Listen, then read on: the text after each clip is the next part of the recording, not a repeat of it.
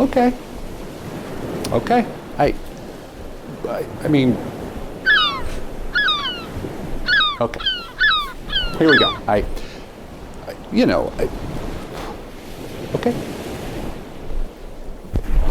Me, Danny, this fourth wall review for the Lighthouse. Just cue the music.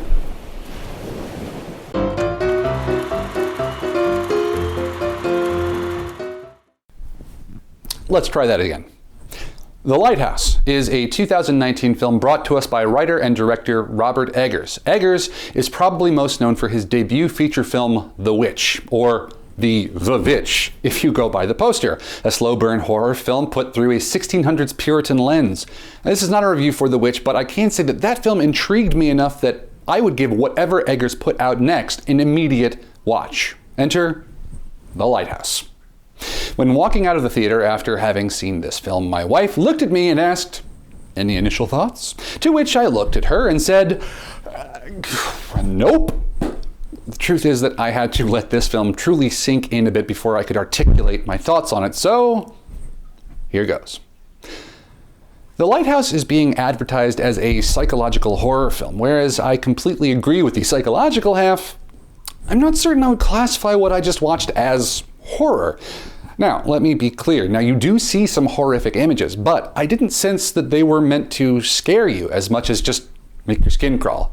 And there were points that did make my skin crawl. Visually, I adored this film. The Lighthouse was shot in stark black and white in the old 4:3 ratio. The images that flashed across the screen were highly reminiscent of old silent horror classics like Nosferatu and The Cabinet of Dr. Caligari. I have no idea how they achieved this, but there was such beauty in the filth of this movie. Everything always appeared to be just damp, and you could tell just by looking that the location and the men who inhabited it smelled bad. I imagined an aroma that was a mixture of mold and fish.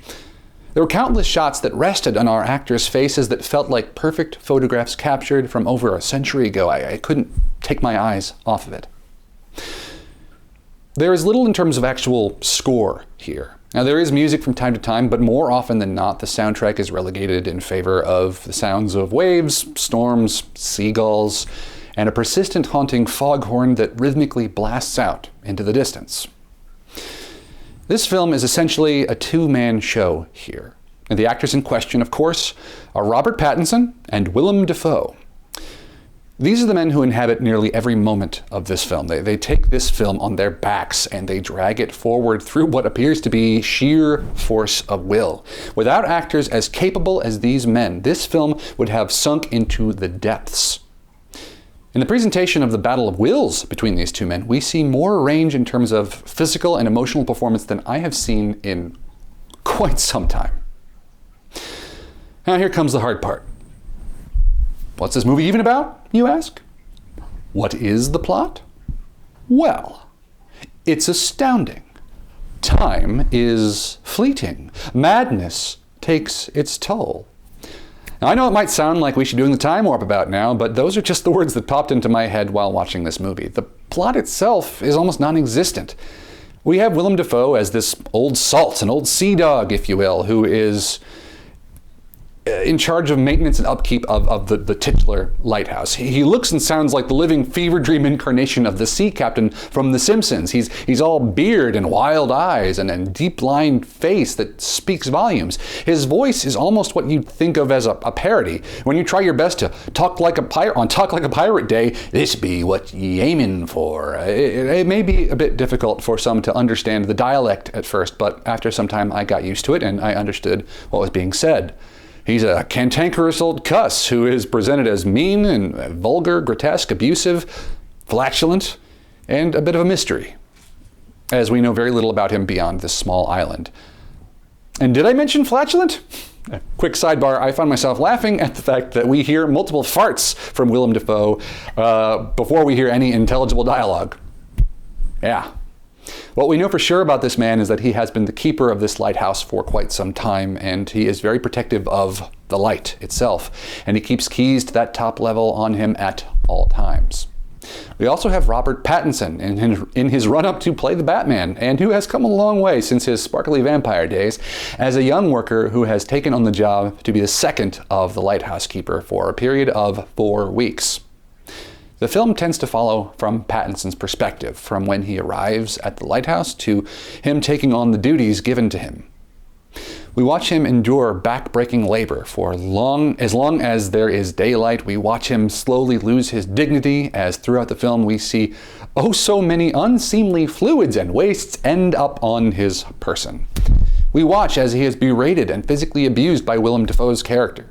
We also watch as he is seemingly taunted by the odd seagull, which we are told would bring bad luck were one of these birds to come to harm. As the film lurches forward at a very slow but deliberate pace, the wind changes and brings in a torrential storm that makes it unlikely that a boat could come or go. And thus our protagonists may have to spend a bit longer than they originally thought upon this island. And then, perhaps what takes up the bulk of the film's runtime, we watch a descent into absolute madness. Let me be very clear here. The plot isn't the thing. The film is an abstract poem on the subject of madness. It is a discussion about what the mind will do when pushed to the limits of solitude and boredom. It seems likely that what we see isn't what's happening. The lighthouse keeper says to the young man, "Boredom, eviler than the devil, makes men to villains." This film is about men giving in to their basest nature when there is no one else watching. There are so many moments of tension that could easily break into murderous violence, only to then have the tension mercifully broken by a wheezy laugh or an old sea shanty. Now, I don't want to dive too deep into descriptions of the actual imagery presented because, well, those are the surprises worth waiting for. I will let you know, without going into too much detail, that there are scenes that absolutely dive face first into some psychosexual waters. There's scenes of aggressive masturbation with strange images that lean both phallic and yonic in nature. I would be remiss not to mention that underneath of this insanity is a difficult to miss parallel to certain mythologies. The most direct to my mind being the story of Prometheus, the Greek titan who, as the story goes, steals fire from the gods and gives it to man and is punished horribly for it. He brings man light, if you will. In terms of imagery, there are many less subtle nods to the work of H.P. Lovecraft, who is known for his tentacled monsters and objects of such a nature that to only look upon them sends men into madness. Would I recommend this film? I believe that it is safe to say that this is not a movie for everyone. My mother would absolutely hate it. However, if you like psychological mind benders, if you enjoy the dream logic of David Lynch, if you're a fan of the striking imagery of old silent films, or if you're just nervous that Pattinson doesn't quite have the chops to play Batman and need to see what he can do, this is a must-see. The imagery is breathtaking, the performances are award-worthy, and it leaves you needing to really think about what you've just experienced, and it is an experience. This is not a turn your brain off at the door kind of picture, and that is a good thing. I would give The Lighthouse a score of 9.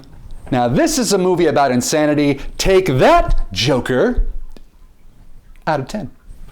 If you enjoyed this review, why not give us a like and subscribe to keep up to date with other such reviews and discussions about film and pop culture here at The Fourth Wall. My name is Danny, this is The Fourth Wall, and I see ye at the movies. Yarr!